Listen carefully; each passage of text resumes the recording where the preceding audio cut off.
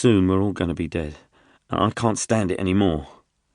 She threw down the spear she had been carrying and sat on the ground, resting her head in her hands. It was her fault. That was all she could think. It was all her fault. When Aaron was away, she was supposed to be in charge. She couldn't remember when it had been decided. Aaron was the leader. She was second in command. It must have happened early on, when most of the kids had been too frightened and confused to do anything for themselves. Aaron and Maxie had just got on with it, organising everyone, keeping their spirits up. Aaron was clever and likeable. Right from the start, he'd kept his head and not panicked. He'd been captain of the football team at William Ellis School, and nothing ever seemed to freak him out. The two of them had worked together, a team. Maxie had always been good at getting other children to help out. They were better fighters than her, true, but they were happy for her to tell them what to do. They didn't want the responsibility, and when Aaron wasn't there, she was the leader. So, it was all her fault. Another kid gone. She shut down part of her mind. She didn't want to think about what the grown-ups would do to small Sam. She started to cry. She didn't care who saw it. Callum looked at Josh. They both felt awkward. In the end, it was Josh who squatted down next to her and put an arm around her shoulders. "It's all right, Max," he said quietly. "We'll be all right. Something'll happen. Someone'll come. Something's going to change. When Aaron and the others get back, we'll talk about it maybe, yeah? Make a plan." "What's the point?" said Maxie. "When Aaron gets back, yeah?"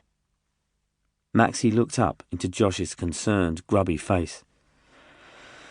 "Sorry," she said. "Come on," said Callum. "Let's try and find out how they got over the wall. Then we should get back inside." "Yeah." Maxie jumped up. It was okay as long as you were doing something, as long as you didn't stop and think.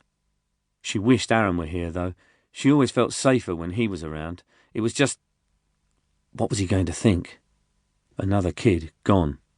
All her fault. Chapter 2.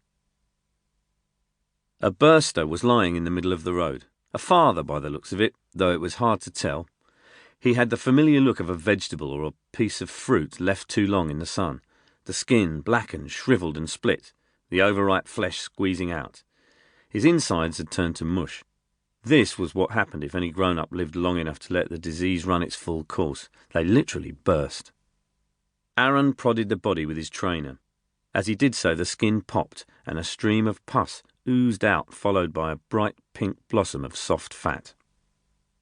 Aaron was leading the scavenger party, tall, fair-haired and athletic. He had a knife in his belt and carried a pickaxe handle as a club. "Gross," sniggered the boy at his side, who had a shock of curly hair, bleached almost white. "Come on, we don't have time for this." Aaron turned his back on the corpse and carried on up the Holloway Road. When the disaster first happened, the kids had been appalled and fascinated by dead bodies. Now they were used to them. They hardly even noticed them. A burster, though, was still a little special. The scavenger party took up their positions with Aaron and trudged on. They hadn't gone another 100 yards, however, before the bleach-haired boy, Deke, slowed down. "What's that?" They stopped and listened. "Dogs," said another boy, and he moved to the front. He was shorter than Aaron and not as strong.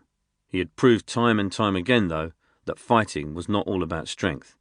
Aaron was the leader, but Achilles was the best fighter of them all, with a wiry build, dark eyes and olive skin. He spent most of his spare time shaving elaborate patterns into his short hair. He could be moody and sarcastic and quick to lose his temper, but nobody much minded because he'd saved them all many times with his combat skills.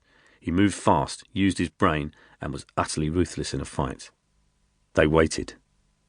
They could hear the dogs long before they saw them, a cacophony of howling, yelping and barking.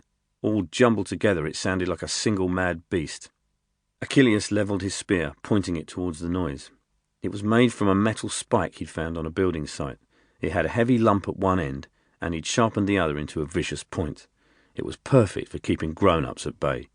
He could stab with the front and use the back end to batter them. It was definitely not for throwing. Too precious for that. Aaron took up a defensive position behind him next to Freak and Deke. Freak and Deke were a team, best mates. Before the disaster, they'd taken to the streets armed only with spray cans.